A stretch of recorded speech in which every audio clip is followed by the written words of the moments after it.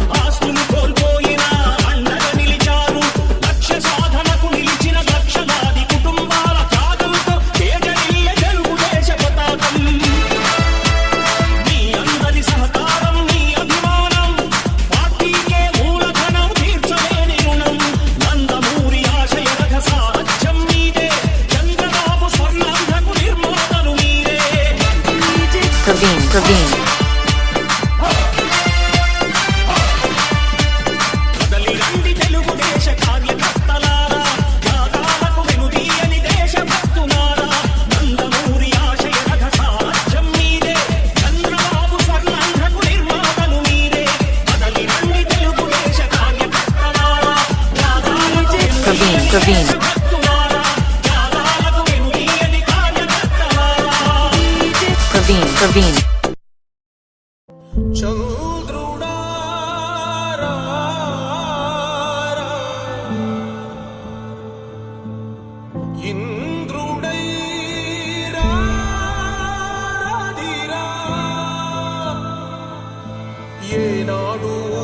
పరిపాలన మాకు వరం నీ వల్లే రాష్ట్రపు సంక్షేమం సత్యం నిత్యం సఫలం. జనగణ మంగళ నాయకుడా ఘనమగు చరితల నాయకుడా పలుతరములు మము పరిపాలించర స్వామికుడా. నవయుగ మేధో సైనికుడా సమయము తెలియని సేవకుడా యువన వ్యాంధ్రకు ప్రగతిని చూపర సాధకుడా వైతాళికుడా.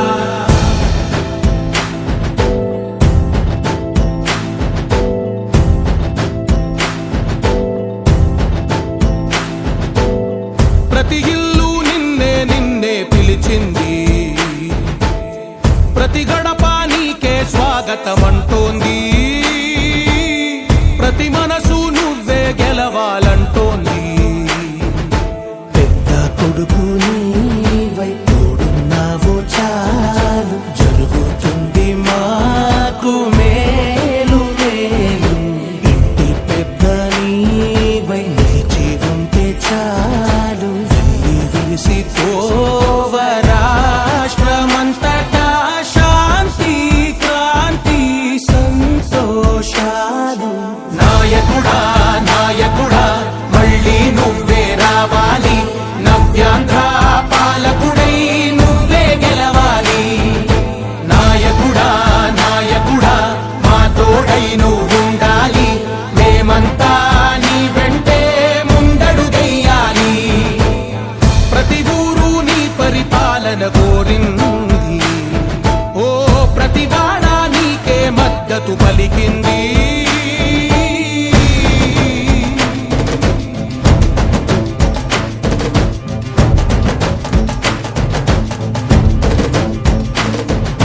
విధి లేక ఏ నిధి లేక విడిగా కదిలిన రాష్ట్రాన్ని శూన్యం నుంచి సౌభాగ్యానికి నువ్వే మార్చావు.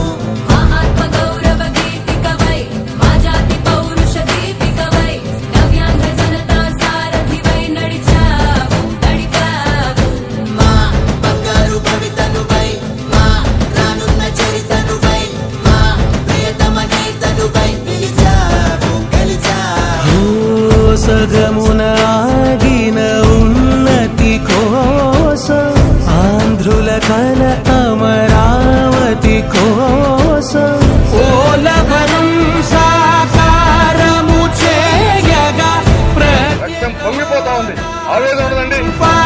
ప్రతిపాదించగరే పటిదారికి దీపము నీవై రాష్ట్రము నేలగరావా రావా.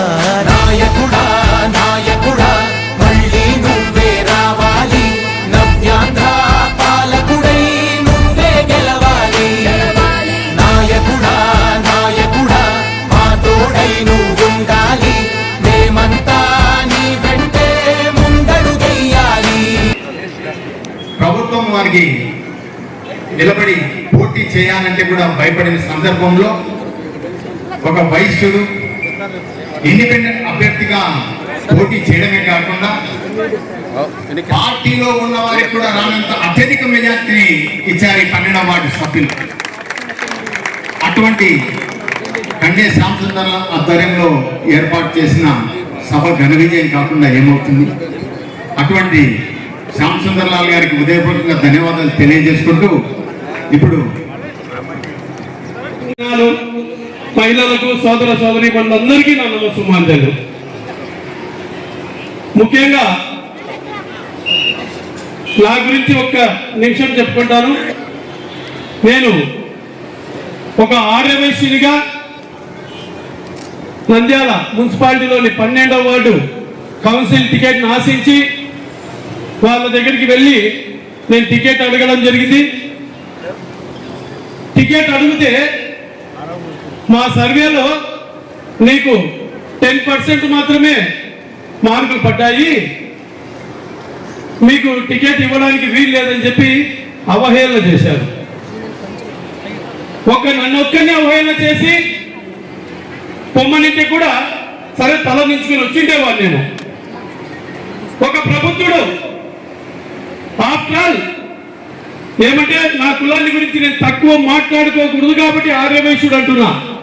నా కులాన్ని పేరు చెప్పి నువ్వా మాకు పోటీ అడిగేవానివి అని చెప్పి మమ్మల్ని నిలదీయడంతో ఆ రోజు ఆ పంతంతో బయటికి వచ్చి ఇండిపెండెంట్ గా పోటీ చేసి వాళ్ళ వ్యక్తికి వచ్చిన ఓట్లు 800 ఓట్లు అయితే నా మెజార్టీ 700 ఓట్ల మెజార్టీ గెలిచారు. ఈ సందర్భంలో ఇంకొక చిన్న విషయం చెప్పదలుచుకున్నా. ఫరూక్ సార్ గారైతేమి, భూమా బ్రహ్మాందరెడ్డి గారైతేమి నాకు ఫోన్ చేసి ఎందుకు వైసీపీ టికెట్ అవసరం, నీకు తెలుగుదేశం టికెట్ ఇస్తున్నాం కదా, తెలుగుదేశానికి నిలబడమని చెప్పి అడిగారు.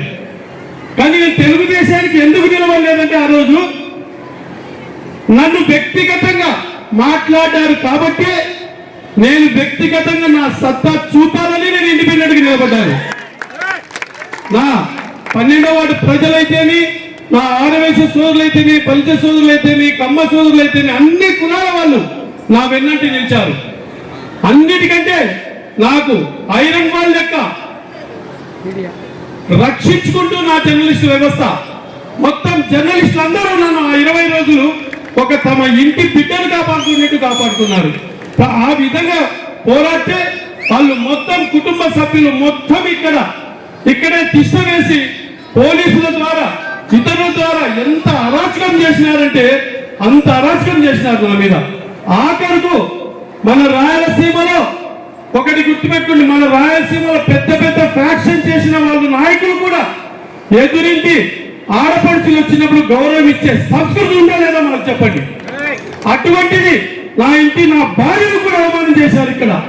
అంటే అంత ఎగటాలైపోయింది. ఆ జిద్దుతోనే ఎప్పుడైతే వాళ్ళు నా మీద ఆ ద్వేషం పెంచుకున్నారో నా ప్రజలు మొత్తం నా వెనుక నిలబడి ఒక్కడికి కాదు మేము 4 సార్లు తిరిగితే ఒకటే చెప్పేవాళ్ళు, నువ్వు తిరగొద్దు, నీ గెలుపు ఖాయం, మేమందరం వచ్చి ఓటు వేస్తున్నాం. 72% ఓటింగ్ శాతం జరిగింది నా వార్డులో. అందువల్ల నేను అంత ఈజీగా గెలిచగలిగినాను. ఈ సందర్భంగా నా పాటు ప్రజలందరికీ కూడా నేను శిరస్సు వచ్చి పాదాభివందనం చేస్తున్నాను. ఎందుకంటే నా గౌరవం నిలబెట్టిన వాళ్ళు మీరు. ఈరోజు ఈ ఆత్మీయ సమావేశాన్ని ఏర్పాటు చేస్తే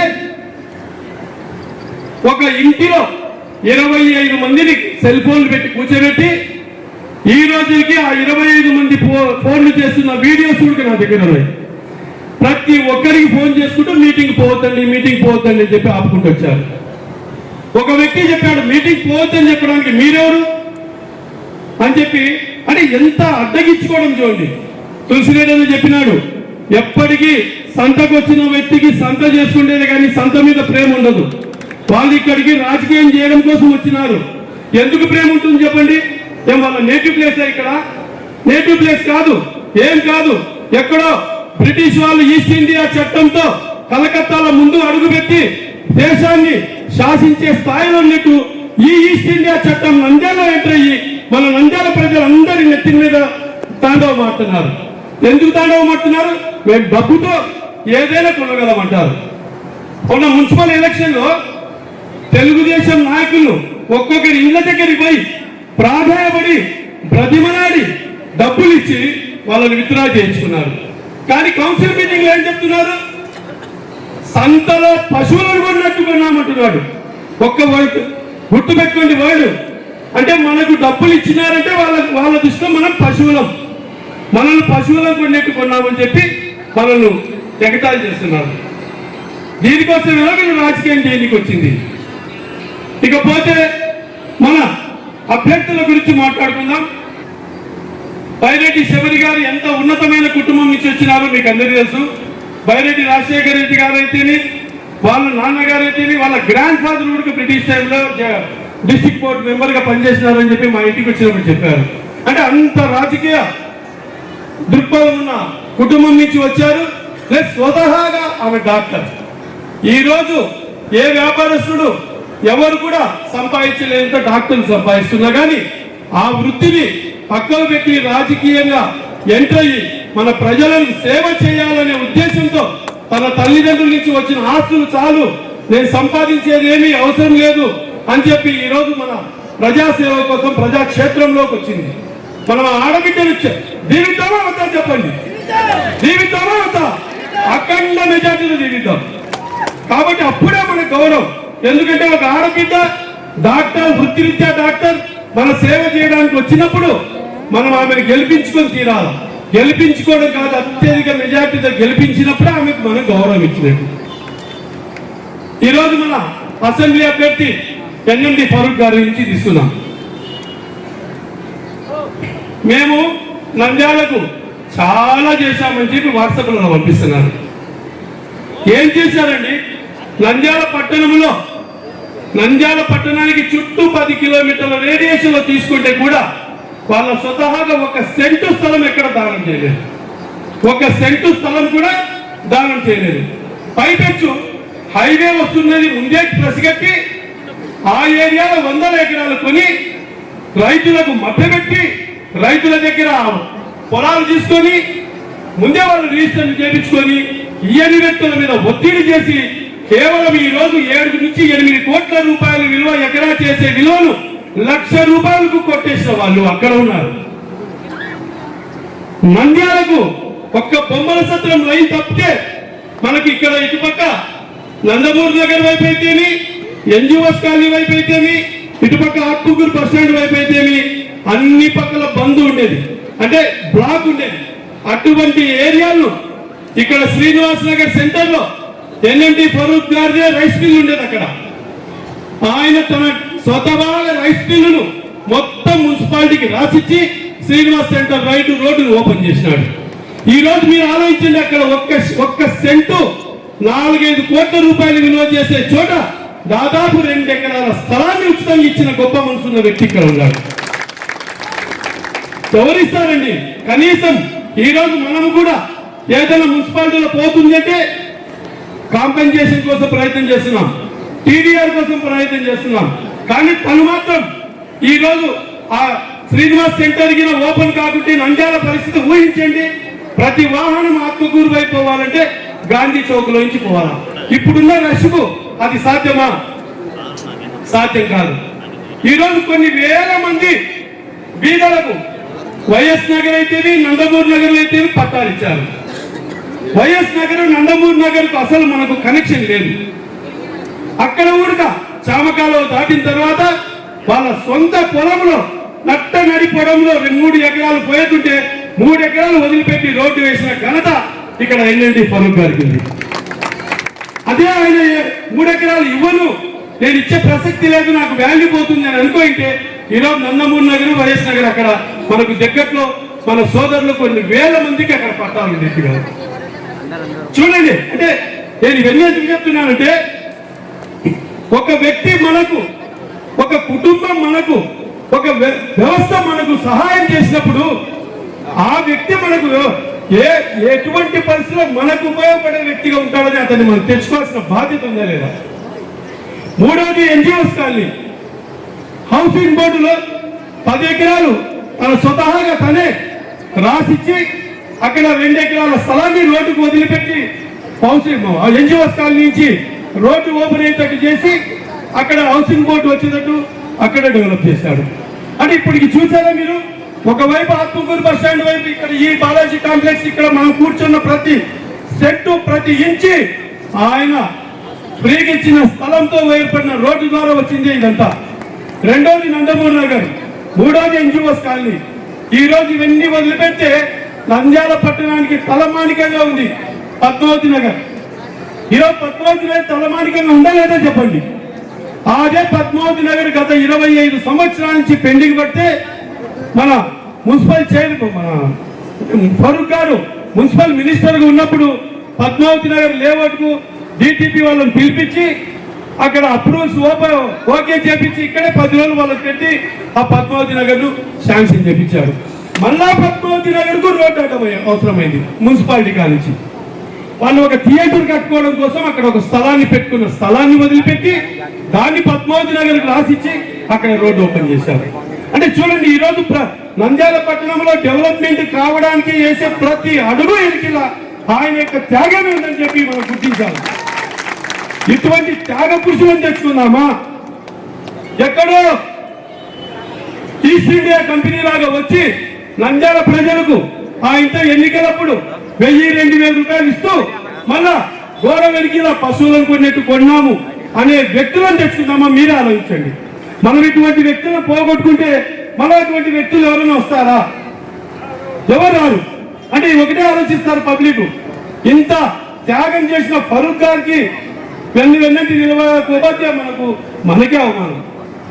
ప్రభుత్వం ఏర్పడినప్పటి నుంచి ప్రతి ఒక్కరు ప్రతి వర్గము ఏదో ఏ విధంగా ఇబ్బందులు పడుతూనే ఉన్నారు. అయితే ఒక్కొక్కరు ఇబ్బంది పెట్టేది కాదు, ప్రతి ఒక్కరిని ఇబ్బంది పెట్టేదానికి ఒక చట్టం తెచ్చారు. అదే ల్యాండ్ టైటిలింగ్ యాక్ట్. ఈ ల్యాండ్ టైటిలింగ్ యాక్ట్ వల్ల కోర్టుకు పోయేదానికి లేదు, కేసులు వేసేదానికి లేదు, అడ్వకేట్ పెట్టుకునేదానికి లేదు. ఇప్పుడున్న ప్రతి సమస్య, ఆస్తుల గురించి ఉన్న ప్రతి సమస్య కూడా రెవెన్యూ డిపార్ట్మెంట్ వాళ్ళు చేసే ఇబ్బందుల వల్ల కలుగుతుంది. ఆ చట్టం వల్ల ఎవరైతే మనకి ఇబ్బంది కలిగించారో రెవెన్యూ వాళ్ళు, వాళ్ళే అధికారులుగా, వాళ్ళే కేసు సెటిల్ చేసే వాళ్ళనిగా ఏర్పాటు చేసుకుంటారు. ఒకవేళ ఏ గవర్నమెంట్ వస్తే ఆ గవర్నమెంట్ వాళ్ళ మాటే రెవెన్యూ వాళ్ళు వింటారు. కాబట్టి మన ఆస్తుల్ని మర్చిపోవాల్సి వస్తుంది. ఈ చట్టంలో ముఖ్యమైన అంశం ఏంటంటే, మన పేరుతో ఉన్న ఆస్తి ఎవరి పేరుతో ల్యాండ్ టైటిలింగ్ ఆఫీసర్ రిజిస్టర్ చేసుకుంటారో వాళ్ళదే ఆస్తి అయిపోతుంది. దాని గురించి మనము 6 నెలల లోపల క్వశ్చన్ చేయకపోతే వాళ్ళు ఎవరి పేరు ఉంటుందో వాళ్ళే పూర్తి అధికారం అయిపోతాడు. ల్యాండ్ ఓనర్లు ఎటువంటి పరిస్థితుల్లో కోర్టు పోయేదానికి అవకాశం లేదు, లాయర్ని పెట్టుకునే దానికి అవకాశం లేదు. ఓన్లీ ల్యాండ్ టైటిలింగ్ ఆఫీసర్ దగ్గర మాత్రమే మన సమస్య చెప్పుకోవడానికి వస్తుంది. అక్కడ ఎవరు ఉంటారు? మళ్ళీ ఈ ప్రభుత్వం నియమించిన రెవెన్యూ ఆఫీసర్ మాత్రమే ఉంటారు. దాని అపలేట్ అథారిటీ కూడా ల్యాండ్ రెవెన్యూ ఆఫీసరు, మళ్ళీ రెవెన్యూ వాళ్ళే. ఈ విధంగా ఎవరు కూడా ఏ సమస్య చెప్పుకోలేని విధంగా ఒకటి చీకటి జీవో రాత్రి పూట విడుదల చేశాడు. ఇప్పటికి వచ్చిన చీకటి జీవోలన్నీ కూడా రాత్రి వదిలినవే. సరే, దాని గురించి తెలుసుకోవాలంటే మనము ఆన్లైన్లో వెతికినా కానీ కనిపించవు. దానిని చూపించకుండా ఇంప్లిమెంట్ చేసేదానికి కూడా ఈరోజు ఆయన చీకటి జీవో తీసుకొని వస్తున్నారు. అది మాత్రం ఇంప్లిమెంట్ అయితే మనం ఆస్తులను మర్చిపోవాల్సిందే. ఇప్పటికే జగనన్న భూ హక్కు చట్టం అని జగనన్న ఫోటోతో మన ఆస్తుల గురించి మనకు పట్టాలు ఇస్తున్నాడు. మన తాతలు తండ్రులు సంపాదించిన ఆస్తుల్లో జగనన్న ఫోటో ఎందుకంటే, మన తండ్రి ఫోటో, మన తేజాని ఫోటో ఉండాలి, కానీ ఆయన ఫోటో ఎందుకు? ఈ విధంగా ఒక్కటే కాదు, ఎన్నో రకాల ఇబ్బందులు పెట్టారు. మరి మన నంద్యాలకి ఎంతో ఘనమైన చరిత్ర ఉంది. ఇక్కడి నుంచి ఒక రాష్ట్రపతి ఉన్నాడు, ఒక ప్రధానమంత్రి ఉన్నాడు, సెంట్రల్ మినిస్టర్స్, స్టేట్ మినిస్టర్స్ ఎంతో మంది ఉన్నారు. ఇప్పుడు ఈ రోజు మన అభ్యర్థులు ఫరూక్ గారు గెలిస్తే డిప్యూటీ సీఎం గా చేసుకునే అవకాశం మన చేతిలో ఉంది. తర్వాత శబరి మేడం గారు గెలిస్తే నంద్యాలకి ప్రథమ మహిళా పార్లమెంట్ అభ్యర్థిగా గెలుస్తారు. కాబట్టి మనం ఏమాత్రము ఈ అవకాశం వదులుకోకుండా వారిద్దరిని అఖండ మెజార్టీతో గెలిపించాలి. మరి చట్టాలను గౌరవించే పరిస్థితే లేదు ఇక్కడ నాయకులకి. ఇక్కడ ఎంతో మంది వైశ్యులు పక్క నుంచి వచ్చి మన ఆస్తుల్ని దౌర్జన్యంగా రాసుకొని మనకి ఇబ్బంది కలిగిస్తుంటే మన ఎమ్మెల్యే, మన సండే ఎమ్మెల్యే ఎలాంటి ప్రొటెక్షన్ ఇవ్వటం లేదు. పక్క నుంచి ఆలగడ్డ నుంచి వస్తారు నాయకులు, ఆత్మకూరు నుంచి వస్తారు, బంగనపల్లి నుంచి వస్తారు, మన ఆస్తుల్లో బోర్డు పెట్టేస్తారు. మరి మన ఎమ్మెల్యే వీళ్ళందరినీ మా ప్లేస్లోకి మీరెవరైనా వచ్చేదానికని ఏ ఒక్కరికి కూడా ఇబ్బంది పెట్టలేదు, అడ్డుకోలేదు. దానివల్ల మన కులస్తులు, వైశ్య కులస్తులు ఎంతో మంది ఆస్తులు పోగొట్టుకుని ఈరోజు కోర్టులో కేసు వేసుకున్నా కూడా, కోర్టు నుంచి హైకోర్టు నుంచి ఆర్డర్ వచ్చినా కూడా దాన్ని ఇంప్లిమెంట్ చేసే పరిస్థితి లేదు.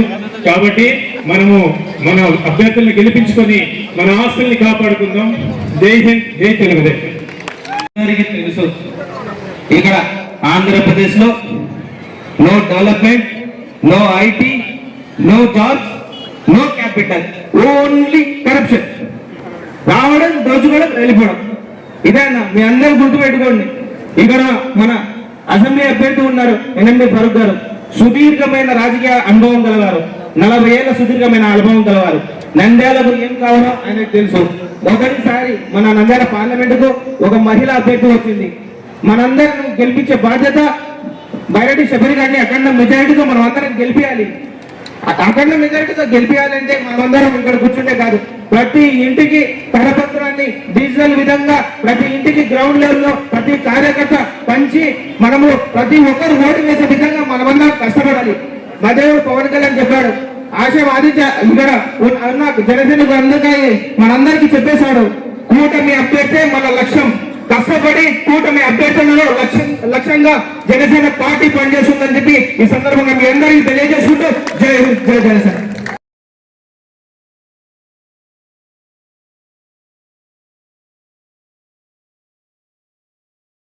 నాకు తెలిసిన నాయకులు ఇప్పటికే చాలా కాలాతీతమైంది.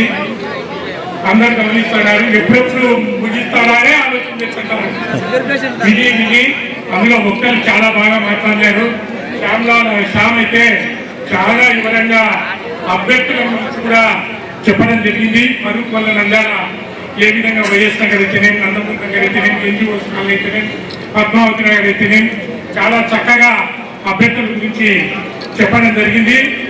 అందుకే శ్యామ్ ఏదైతే చెప్పాడో పార్టీ కూడా గుర్తించి ఆయనకు టికెట్ ఇవ్వడం జరిగింది. ఇచ్చేటప్పుడు కూడా మరుగైన టికెట్ కావాలని కోరుకోలేదు. రాష్ట్రంలో అభ్యర్థులందరూ పోటీ పడుతున్నారు, నాకు టికెట్ కావాలని కానీ మరుగైన ఒక్కడే నాకంటే మంచి అభ్యర్థి ఎవరున్నా తెలుగుదేశానికి టికెట్ ఇవ్వండి, వాళ్ళని గెలిపించుకొని వస్తానని చెప్పినా తప్ప నాకు కావాలని అడిగని వ్యక్తి ఆయనకే టికెట్ ఎందుకు ఇచ్చారంటే శ్యామ్ ఏదైతే చెప్పాడో అవన్నీ పార్టీ గుర్తించింది కాబట్టి ఆయనకి టికెట్ ఇవ్వడం జరిగింది. అలాగే నంద్యాల పార్లమెంటు అభ్యర్థి శివరామయ్య గారు డాక్టరు, విద్యావంతురాలు. ఇందాక మేడా మురళి గారు చెప్పారు, ఎందుకంటే ఆయన గతంలో బీజేపీతో కలిసి పనిచేశారు కాబట్టి వాళ్ళ గురించి బాగా తెలిసి ఉంటుంది. కలుపుకోతనము, బాగా విద్యావంతురాలు, సంస్కారవంతురాలు. ఎందుకంటే రాజకీయ కుటుంబం నుంచి, పెద్ద కుటుంబం నుంచి వచ్చిన వ్యక్తి ఎవరికి ఎంత గౌరవం ఇవ్వాలి, పెద్దలకు ఎంత గౌరవం ఇవ్వాలి అనేది తెలిసిన వ్యక్తి, విద్యావంతురాలు ప్రత్యేకంగా. అలాంటి వ్యక్తులు పార్లమెంట్కి పోతే మన నంద్యాల పార్లమెంట్కే వన్నె తెస్తారు. అలాగే తెలుగుదేశం పార్టీలో ఇంతవరకు నంద్యాల పార్లమెంటుకు మహిళా అభ్యర్థి ఎవరూ నిలవలేదు. శబరమ్మకు అవకాశం వచ్చింది కాబట్టి ప్రతి ఒక్కరు కూడా శబరమ్మకు ఓటు వేయించి గెలిపించాలని ఈ సందర్భంగా కోరుకుంటున్నాను. అలాగే శబరమ్మ ఒకవేళ ఢిల్లీలో ఉండి రాలేకపోయినా ఇక్కడ ప్రైవేట్ రాజశేఖర రెడ్డి గారు ఉంటారు.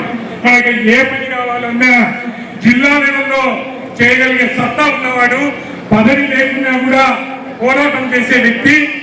అటువంటి వ్యక్తి మన ఢిల్లీలోనే మనకి ఇబ్బంది లేదు, ఇక్కడ వేరే రాజశేఖర అంటారు. కాబట్టి ఇవన్నీ కూడా ఆలోచన చేసుకోవాలి. ఇక ప్రత్యేకంగా ఇంత కార్యక్రమాన్ని ఏర్పాటు చేసిన శ్యామ్ గురించి 2 మాటలు. ఎందుకంటే అంత ఆయనే చెప్పాడు, మాకు అవకాశం లేకుండా ఇండిపెండెంట్ గా ఏ విధంగా పోటీ చేయాల్సిందని చెప్పినాడు.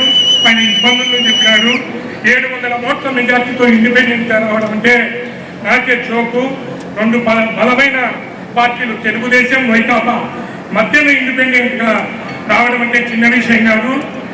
అందులో డబ్బు ఆర్యవైశ్యం దానికి చెందిన వాళ్ళు డబ్బు కన్నా వెనకాడతారు, భయానికన్నా ఎన్నిక్కిపోతారు. అలాంటిది ఆయన డబ్బుకి ఎన్నిక్కిపోలే, పోరాటంలో ఎన్నిక్కిపోలే, పోరాటం చేశాడు. దాదాపు 700 మెజార్టీని సాధించాడు. ఆయనలాగానే ప్రతి వార్డు మెంబర్ ఎవరైతే వార్డు ఇన్ఛార్జీలు ఉన్నారో, కస్టర్స్ ఉన్నారో ప్రతి వార్డులో శ్యామ్ లాగా పోరాటం చేస్తే ఒక్క టౌనే 30,000 మెజార్టీ వచ్చే అవకాశం ఉంది.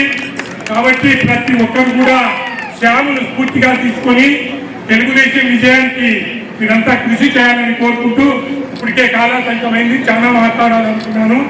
కానీ అందులో మంచి వక్తలు బైరెడ్డి రాజశేఖర రెడ్డి ఉన్నారు. ముఖ్యంగా మన పార్లమెంట్ అభ్యర్థి, అసెంబ్లీ అభ్యర్థి మాట్లాడాల్సిన ఉంది కాబట్టి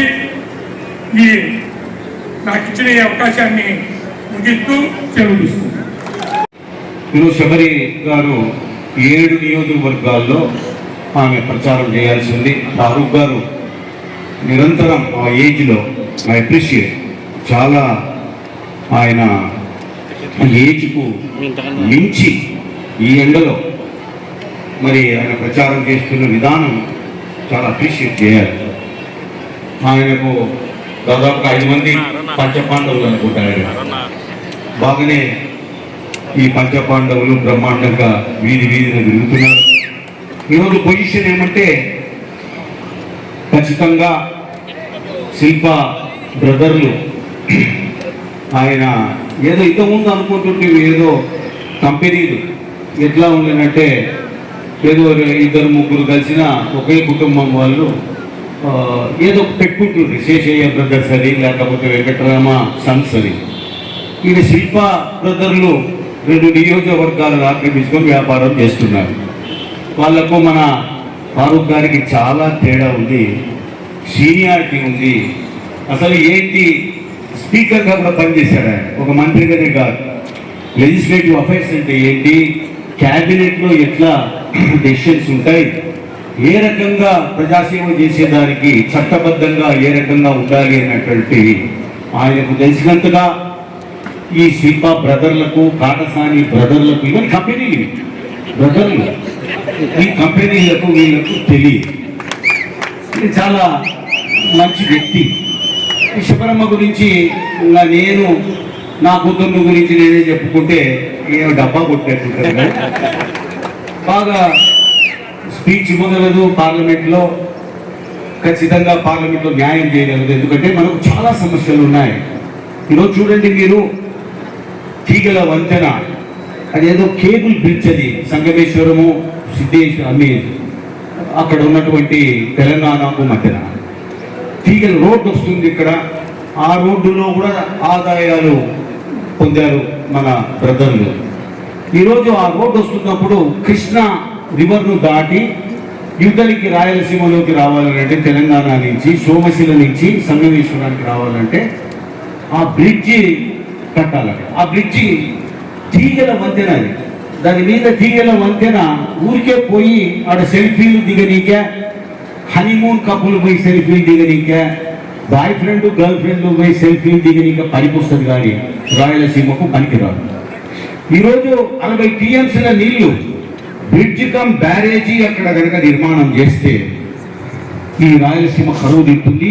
ఈ 8 రోజులకు ఒకసారి నంద్యాలలో నీళ్లు, మంచినీళ్లు, ఈ దొంగ నా కొడుకులు 8 రోజులకు ఒకసారి, 8 డేస్కి ఒకసారి నీళ్ళు ఇచ్చే ఈ బ్రదర్లు, కంపెనీ ఓనర్లు ఎవరికి సమాధానం చెప్తారు? మీరు మళ్ళా ఓట్ల కోసం వస్తున్నారు, మా వైపు వచ్చిన వాళ్ళు బెదిరిస్తున్నారు, మీరు ఫోన్లు చేస్తున్నారు. బెదిరింపులో మీకు బెదిరేవాడు ఎవరు లేడు. భూమా నాగిరెడ్డి పాపం ఆయన పోయినాడు, కానీ ఇప్పుడు డైరెక్ట్ రాజశేఖర్ బెదిరేలేవు. తర్వాత మీరు ఆక్రమించిన ఆస్తులన్నీ కూడా వెనక్కు తీసుకొని ఖచ్చితంగా మీకే మంచి పెడతాం. ముఖ్యంగా నేను చెప్తున్నా, బెదిరింపులకు వస్తే మాత్రము 1000 రెట్లు రెడీగా ఉన్నాం మీ బెదిరింపులకు పార్టీని కానీ చెప్తున్నాను నేను. న్యాయంగా జరగని ఎన్నికలు ఎవరి ఇష్ట ప్రకారంగా వాడికి ఓటేయని శబరమ్మకేస్తారా, లేకుంటే ఓ దద్దమ్మ వాడు ఎవరు కనపడలే కల్తీ విత్తనాల వ్యాపారం చేసుకుంటూ వ్యాపారం రైతులు ఎంతమందిని చంపినారో ఏమో. మరి మొన్న 5 ఏళ్ళు టికెట్ ఇచ్చారు, 5 ఏళ్ళు ఉన్నాడు ఆయన. ఈ 5 ఏళ్లలో రైతులు చాలా మంది ఆత్మహత్యలు చేసుకున్నారు. జగన్మోహన్ రెడ్డికి నచ్చినట్టుంది ఈ క్యాండిడేట్, మిగిలిన రైతులను కూడా చంపి రాకపోని టికెట్ ఇచ్చినట్టుగా ఉంది. అందుకే ఈ రోజు మీరు చూస్తున్నాము, శబరికి కనబడని అటువంటి అత్త పత్త లేనటువంటి ఒక బ్రహ్మానంద రెడ్డికి మధ్యన జరుగుతున్న ఈ యొక్క ఎన్నికల సమరంలో ఖచ్చితంగా శబరమ్మను దీవిస్తారని మేమంతా నమ్ముతున్నాం. ఇంకా కంపెనీలు, బ్రదర్లు, సన్స్, ఇటువంటి కంపెనీల వాళ్ళను ఫారూక్ గారు కొట్టి పారేస్తాడు. ఆయన వృద్ధుడు, ఆయన కొట్టేదే ఖాయం. వీళ్ళు పోతారు, ఇంటికి పోతారు, చిన్న వాళ్ళు వీళ్ళు బయట నుంచి వచ్చినటువంటి వారు. ఇంకా చూద్దాం స్టేట్ గురించి. అయ్యా, ఈ జగన్మోహన్ రెడ్డి గారు ముఖ్యమంత్రి అయినారు, సరే ఒకసారి అనుకుంటూ ఏదో అదృష్టం, మరి వైఎస్ రాజశేఖర రెడ్డి కొడుకు కాబట్టి కొంచెం ప్రేమతో ఓటేశారు. ఓటేస్తే ఇప్పుడు చంద్రబాబు నాయుడు గారు నిర్మాణం చేసినటువంటి తన ఆఫీసు, కార్యాలయం అక్కడే కూర్చుంటున్నాడు. మీరు చూస్తున్నారు, వెనకాల ఒక పెద్ద చక్రం ఉంటుంది, అశోక చక్రమో ఏం చక్రమో నేను పోయి చూడాలి దాన్ని. ఆ చక్రం ఉంటుంది, ఈయన కూర్చుంటుంటాడు. కానీ ఇంకోటి గమనించాలని నేను, ఆయన కూర్చున్నటువంటి కుర్చీలో బాగా గమనించండి, చేతిలో ఒక రాయి ఉంటుంది పెద్ద ఇంతలా. ఈ రాయి ఎవరి మీద వేస్తారో తెలియదు. అందరూ భయపడుతున్నారు ఈనాడు, అందరూ రైతులు భయపడుతున్నారు. లేకపోతే నిన్న మేనిఫెస్టో ఏమన్నా తెలివి ఉందా? ఎవడు వీడు సజ్జలగాడు, సజ్జల కొర్రల జొన్నల అని చెప్పి వీళ్ళు సవాలు ఇచ్చారు. ఈ మేనిఫెస్టో రాసింది వాళ్ళే, మనుషులు రాయాలి, మనుషులు రాయలే. అది రాసింది ఇదిగో నేను చెప్పిన వాళ్ళు ఆ సలహాదారు. దాంట్లో నిన్న వైఎస్ఆర్ కాంగ్రెస్ వాళ్ళు కొంతమంది మిగిలిన వైఎస్ఆర్ కాంగ్రెస్ వాళ్ళు మిగిలినటువంటి వాళ్ళు ఎదురు చూస్తున్నారు, టీవీలకు అచ్చుకొని పోయినారు. నిన్న ఈయన ఏం చెప్తాడో మన జీవితాలన్నీ అన్ని మారిపోతాయి, పేదరిక నిర్మూలవుతుంది, ఉద్యోగాలు వస్తాయి, పిల్లలకు ఉద్యోగస్తులకు జీతాలు వస్తాయి, మరి మహిళలకు ఎన్నెన్నో వరాలు ఇస్తాడినా ఈ ప్రాంతం అంతా బాగుపడుతుంది ఆంధ్రప్రదేశ్ అనుకుంటే ఈ సజ్జల కొర్రల లేకపోతే జొన్నల అనే సలహాదారులు ఇచ్చిన మేనిఫెస్టో మీద చదివితే రాయి తీసుకొని టీవీలు మీద కొట్టారు కొంతమంది. ఏమైనా ఈ ఇటువైద్యములలో ఎట్లా చూపించుకున్నారా మన ముఖము, ప్రజలలోకి ఎట్లా పోవాలరా, ఏమి ఎక్కపోయా కదరా. వాళ్ళేమో మా మహిళలు మేము ఇంట్లో కూర్చున్నామమ్మా, మీకు వంటలు చేసి మేము పెట్టాము, మీరు బస్సులు ఫ్రీ, యాడికన్నా పోండి ఫ్రీ, ముందర ఆర్డర్ ఇచ్చిపోండి, మేము మీకంతా మీరు ఎక్కడికన్నా పోండి, కర్నూలుకు పోండి, తిరుపతికి పోండి, యాడికన్నా పోండి ఫ్రీ మీకు. మరి అటువంటివి స్కీమ్స్ పెట్టాడు, మహిళలకు ఫ్రీ పాసులు. ఇదే రకంగా ఈరోజు ఉన్నటువంటి పెన్షన్లు 4,000, ఈ బాకీ కూడా 3 నెలలది కట్టి 7,000 అంట. ఇదే కాదు 3 సిలిండర్లు. ఇవి ఈ జగన్ మేనిఫెస్టోలో ఒక్కటి లేకుండా పోయింది. అదేమంటే మనం 3 సిలిండర్లు ఇస్తామంటే ఆయన ఏమైనా నెలకు ఒక 30-40 ఈ బంబంలు లేకపోతే ఈ ఉంటాయి కదా 175 తర్వాత మెగా టీఎస్సీ అనే ఒక విస్కీ, అవి ఏమన్నా ఇస్తాడేమో అనౌన్స్ చేస్తాడో అని తాగుబోతులు కూడా ఎదురు చూసి వాళ్ళు టీవీలు వల్ల కొట్టింది.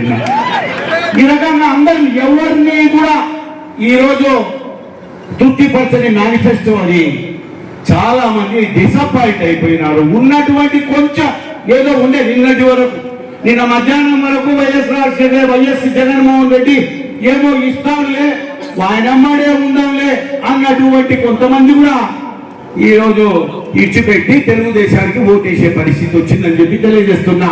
ఈ టిక్కోన్ చేతుల్లో రాయింది, ఎప్పటికైనా ఎవరికి కొడతారో తెలియదు. ఈరోజు నిన్న నేను ఆటో దగ్గర పోతే లారీలు వాటికి ఎంతన్నా 300-400 ఉంటే ట్యాక్స్, గ్రీన్ ట్యాక్స్ ఈరోజు 30,000 ట్యాక్స్ వేస్తున్నాడు. ఎట్లా బతుకుతారన్న? రైతులకైతే సబ్సిడీలు లేవు. రైతులు ఈరోజు చూడండి, మీరు తీగల వంతెన బదులు bridge come barrage Alganur reservoir repair చేసింది, అదే రకంగా గుండ్రేవుల కట్టింది. ఇదే కాదు, తాగునీటి సమస్య తెచ్చి పెట్టారు. ముఖ్యంగా ఒక జీవో ఇచ్చారు, 113 అనుకుంటా జీవో నంబర్. దానివల్ల రాయలసీమలో ఎక్కడా కూడా నీటి పారుదల ప్రాజెక్టులు కట్టొద్దన్న జీవో ఈ పిచ్చోడు చేతిలో రాయి పెట్టుకొని రైతులను కూడా కొట్టాడు, రాయలసీమను కూడా కొట్టాడు. రాయలసీమ అంటే చెప్పారు వీళ్ళంతా, రాయలసీమ ఇది పుట్టింది నంద్యాల పట్టణంలో అని చెప్పి తెలియజేస్తా ఉన్నా. గతంలో సీడెడ్ అని ఉండింది దీనికి పేరు. మహానుభావులు కలిసి ఇక్కడ కూర్చొని సీడెడ్ కాదురా దీనికి రాయలసీమ అని పేరు పెట్టాలని ఈ పవిత్రమైన నంద్యాలలో కూర్చొని పెట్టారు ఈ రాయలసీమకు పేరు. ఈరోజు ఈ కంపెనీలు, ఈ బ్రదర్లు, ఈ యొక్క సన్స్ లో అటువంటి పార్ట్నర్షిప్ లో పబ్లిక్ లిమిటెడ్ కంపెనీలు వచ్చి కూర్చున్నాయి. ఇక్కడ వీళ్ళని తరిమి కొట్టాల్సిన అవసరం ఉంది.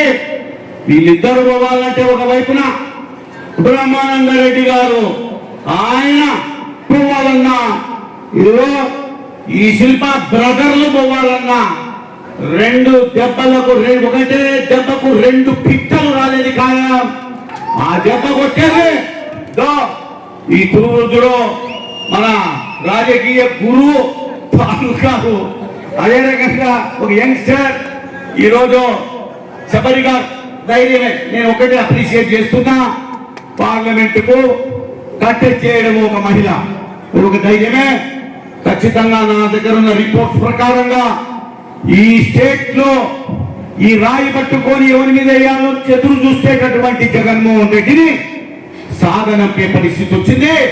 మీరు right it on the wall అంటారు ఇంగ్లీష్ లో, తెలుగులో ఏమన్నా రాసి పెట్టుకుని పెద్ద అక్షరాలతో 10 సీట్ల కంటే ఎక్కువ రావు జగన్మోహన్ రెడ్డి గారు. పేరు పేరున నమస్కారాలు తెలియజేసుకుంటూ, నాన్న చాలా విషయాలు చెప్పారు, ఇంకా ఎవరు ఇంకేం ఉండదు చెప్పడానికి. కాబట్టి నేను రాయలసీమ ఉద్యమం తాగునీరు సాగునీరు కోసము పదవులను పక్కన పెట్టి పోరాటం చేసిన వ్యక్తి, ఎప్పుడు కూడా చిన్నప్పటి నుంచి ఒక మహానుభావుడి గురించి చెప్పేవారు. 6 సార్లు ఎంపీగా గెలిచి, అట్లాగే గవర్నర్ పెండేకంటి వెంకట సుబ్బయ్య గారికి అంజలి ఘటిస్తూ వారికి నమస్కారాలు తెలియజేసుకుంటూ, ఈరోజు శ్యామన్న అన్నారు ఒక మాట, నేను కార్పొరేటర్గా ఇండిపెండెంట్ గా వెళ్ళే ముందు నన్ను అవమానించారు అని చెప్పారు. కులం మతం మధ్యలో రాజకీయాలు చేస్తుంది వైసీపీ ప్రభుత్వం. ఆయన అన్నారు, కార్పొరేటర్లను సంతలో పశువులను అమ్మినట్టు మేము కొనుక్కున్నాము కార్పొరేటర్లను. నేను చెప్తున్నాను, గెలిచిన తర్వాత అదే మీ లేఅవుట్లు, ప్రతి లేఅవుట్ పశువుల సంతగా మారబోతుందని అయితే నేను తెలియజేస్తున్నాను. అట్లాగే వైశ్యుల గురించి తప్పుగా మాట్లాడారు అని ఆయన చెప్పారు, కళ్ళలో నీళ్లు పెట్టుకొని చెప్పారు. వాళ్ళు ఎవరైతే మాట్లాడారో మీ కాళ్ళ పైన పడి క్షమాపణలు చెప్పే వరకు నేను ఊరుకోనని తెలియజేస్తున్నాను. నాకు అవకాశం ఇస్తే ఖచ్చితంగా మీకున్న సమస్యలను పార్లమెంట్కి తీసుకెళ్తాను. పార్లమెంట్ లో మాట్లాడడమే కాదు, మహిళలంటే తక్కువ కాదు, ఇంట్లోనే ఉండేవారు కాదు. ఈరోజు మహిళలంటే రూలర్స్ అని ప్రతి ఒక్కరికి తెలియజేసేలాగా, అట్లాగే మీ సమస్యలకు పరిష్కారం దొరికేలాగా నా పైన నమ్మకం ఉంచి ఈసారి ఓటు వేయవలసిందిగా కోరుతున్నాను. ఫారూక్ గారు, తండ్రితో సమానులైన ఫారూక్ గారు ప్రజాసేవలో ఉంటూ ఎప్పుడు కూడా ఈ శిల్పా బ్రదర్స్ మాదిరో లేకపోతే కాటిసాని బ్రదర్స్ మాదిరో ఎప్పుడు కూడా ఆయన పైన ఒక బ్లాక్ మార్క్ లేదు. కాబట్టి మీరు కూడా అతనికి ఓటు వేసి గెలిపించవలసిందిగా, ఇక్కడ 2 ఓట్లు సైకిల్ గుర్తుకు వేసి గెలిపించవలసిందిగా కోరుకుంటూ ధన్యవాదాలు. అబద్ధంతో దూచుకుపోతుంది నింబడిపడ్డాడు ఆవిడ తులసిరెడ్డి గారు, మరి శ్యామ్ గాని, వెంకటేశ్వర గారు కానీ, అదేవిధంగా బీజేపీ నాయకులు మరి డాక్టర్ గారు, మరి మా పిల్లోడు మేనడా షుగర్ కూర్చోడు కుమార్, మరి కొంతమంది ఉన్నారు. మరి దేవి సుబ్బారెడ్డి గారు, మరి పెద్దలు రాజారాం గారు, జనసేన నాయకులు, మన మురళి ఆ మిత్రుడు చిన్నప్పటి నుంచి కూడా తండ్రి గారు మంచి ఫ్యామిలీ అంతా కావాల్సిన బీజేపీ నాయకులు మిత్రుడు. మరి చాలా మంది పేరు చెప్పారు, చాలా మంది ఉన్నారు. ఇంకా క్షమించేది కాలాతీతం ఇది కాబట్టి మీడియా వాళ్ళు పోయిస్తున్నారు, చాలా మంది చేస్తున్నారు కూడా చాలా విషయాలు. చంద్రబాబు భార్యను కూడా వెలిచారు దుర్బాబు రాబోతు తెలుసా మీకు? చంద్రబాబు నాయుడు గారి భార్య ఏం చేసిందే? పవన్ కళ్యాణ్ 3 పెళ్ళాడున్నాయట. నీకెందుకు బాధ? అది నీకెందుకు బాధ? అది కాదు, నాకు చేసుకో పొద్దున ఉన్నాడా? నువ్వు కూడా ఎప్పుడు ఇదే పని ఏదైనా కూడా పడాయి బాధ. ఆడపిల్లల మీద ఏది చూపడం ఏంటంటే నీకు నచ్చకపోతే కానీ శ్యామ్ ఎంత బ్రహ్మాండంగా అరేంజ్ చేసేది, ఇక్కడ అప్రిషియేట్ చేయాల్సిందే. చాలా ఎక్సలెంట్ చేశారు. ఆర్యవైశ్య సోదరులందరికీ కమల పద్మపాదాలు నమస్కరిస్తా ఉన్నా. చాలా ఎక్సలెంట్ గా ఈ కార్యక్రమాన్ని ఎక్కడ ఏర్పాటు చేశారు. కానీ ఆకలి కాబట్టి పోయిన ఏదేం చేయాలి సరే మేము స్థానికులం కాబట్టి ఇక్కడ దాకా చట్టాన్ని గురించి చెప్పాడు. నాకు ఒక 1 రోజులు చెప్తున్నాడు డాక్టర్ సత్యనారాయణ, నేనే ఉచ్చరించిన సత్యనారాయణ నాకు ఎప్పటి ఉన్నాడు. ఇప్పుడు కూడా వచ్చిన గుడికి ఇంజక్షన్ ఇస్తున్నాడు, ఆరోగ్యం బాగుండాలని చెప్పి. వాస్తవం ఇది. It's not joke. నా పరిస్థితి నాకు తెలుసు కాబట్టి ఆయనకు తెలుసు కాబట్టి వచ్చిపోయినాడు అన్న యాక్ట్ మాట్లాడి నేను మాట్లాడా. ఆదివాసీలు కూడా బజార్లో వ్యాపారం చేసి వాళ్ళ దగ్గర డబ్బు ఉంటుంది, వెళ్ళపెట్టి సామాన్య మహిళలు కూడా రోడ్డు బాటలు ముక్కాలు బజ్జీ తీసుకుని దాని దోషులు వేసుకుని బతుకుతూ ఉంటారు. వాళ్ళకు మాకు ప్రొటెక్షన్ యాక్ట్ తీసుకొస్తే ఎక్కడైనా బీసీ ఇచ్చారో ఆ యాక్ట్ తీసుకొస్తే ఒక సేఫ్టీ ఉంటుంది కేసు పెట్టడానికి. అక్రమంగా మా డబ్బు నేను నా 9,50 రూపాయలు డబ్బు తీసుకుంటున్నాను. ఏ పరిస్థితి ఏంటి? ఎంత ఎలక్షన్ కమిషన్ 50,000కి ఏందే? 50,000 జబ్బులు ఉండకూడదా? 50,000కి ఏమొస్తుంది? అంత దూరం బంగారు రావడం లేదే, ఇంత దుర్మార్గమా? కాబట్టి దాంట్లో కూడా మార్పులు రావాలా. అదేవిధంగా వెంకటేశ్వర గారు చెప్పారు యాక్ట్ గురించి. మరి చట్టసభలో పాస్ అయింది, అది చట్టసభలో పాస్ కాకుండా యాక్ట్ ఎట్ అవుతుంది.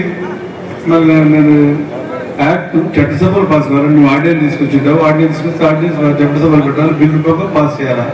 మరి తెలుగుదేశం పార్టీ ఏమైనా బయట వాకులు చేసి కూడా ఏమైనా పాస్ చేసుకోవడానికి తెలుస్తున్నాను. కానీ దుర్మార్గమైన చట్టం అది, అట్లాంటి చట్టాలు రాకూడదు. ఇండిసిప్లిన్ చట్టాలు అది. ప్రజలు అందరూ అదే అపోజిషన్ వాళ్ళు ఉన్నారు కానీ ఉన్నారు కానీ కూర్చొని మాట్లాడుకొని డిస్కస్ చేసి దాని మీద ఏమైనా లొంగిపాతలు మాట్లాడుకోవాల్సిన అవసరం ఉంది. దాన్ని ఏమి లేకుండా న్యాయ తీసుకొస్తావా? కాబట్టి ముఖ్యమంత్రి గురించి చాలా చెప్పారు బైరెడ్డి గారు, మన సోదరులు ప్రతాప్ రెడ్డి గారు. కాబట్టి నేను కూడా ఎక్కువ సమయం తీసుకోకుండా చాలా మంది వెళ్ళిపోయినారు కాబట్టి అందరికీ ఆకలిస్తాను.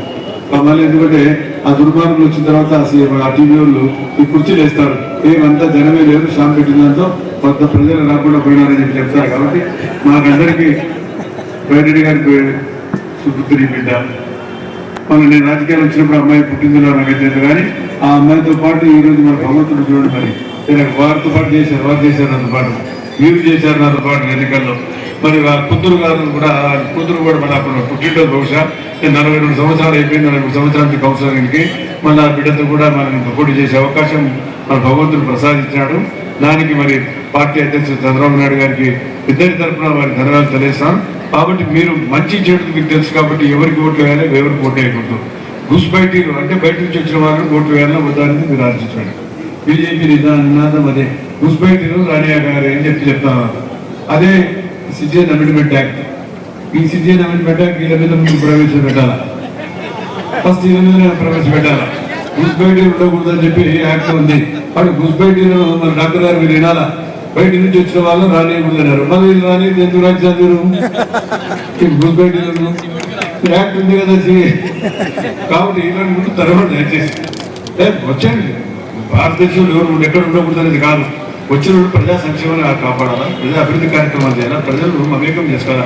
అది మేము కోరుకుంటున్నాం. మీకు మేము ఎవరు చట్టపరంగా ఎవరు కూడా దేశంలో ఉండకూడదు, ఇక్కడ రాకూడదు, వ్యాపారం చేసుకోకూడదు మేము చెప్పడంలే.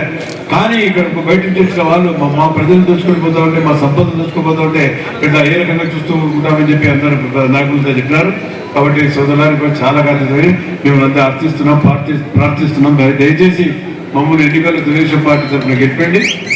శబరమ్మ కన్నడం వస్తుంది, హిందీ మాట్లాడుతుంది, ఇంగ్లీష్ మాట్లాడుతుంది, తెలుగు మాట్లాడుతుంది. నాకు భాషలు వస్తాయి కాబట్టి పార్లమెంట్ మాట్లాడే వ్యక్తి కావాలా.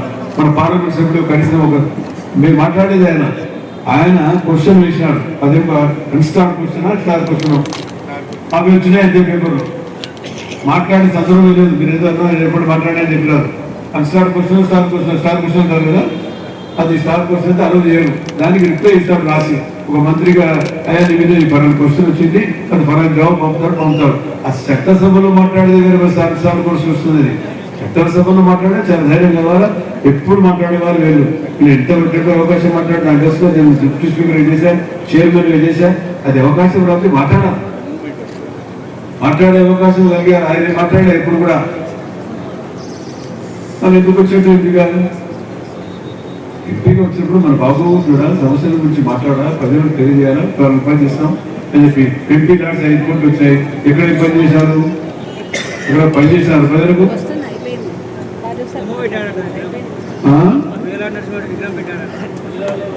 ఎందుకు లేదు కాబట్టి చాలా కార్యక్రమం సోదరులు అందరికీ ఈ కార్యక్రమం ఏర్పరిచిన ముందు తాము ప్రజలు మా డాక్టర్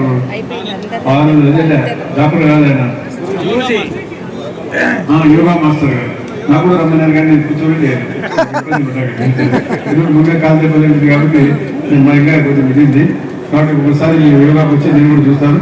కాబట్టి మనమందరం కలిసికట్టుగా పనిచేసి మన ప్రాంతాన్ని కాపాడు, మన ప్రశాంతంగా ఉండాలి, మన చేయాలని చెప్పి ముఖ్యంగా కోరుకుంటూ మరి మా ఇద్దరికి సైకిల్ గుర్తు 2 ఓట్లు వేసి గెలిపించి మా ముందందరినీ మన పార్లమెంట్ సభకు అసెంబ్లీకి పంపాల్సిన బాధ్యత మీరు చెప్పి తెలియజేస్తూ మీ అందరి దగ్గర తెలియజేసుకుంటూ శ్యామ్ గారిని ప్రత్యేకంగా అభినందనలు తెలియజేస్తా ఉన్నా. Thank you.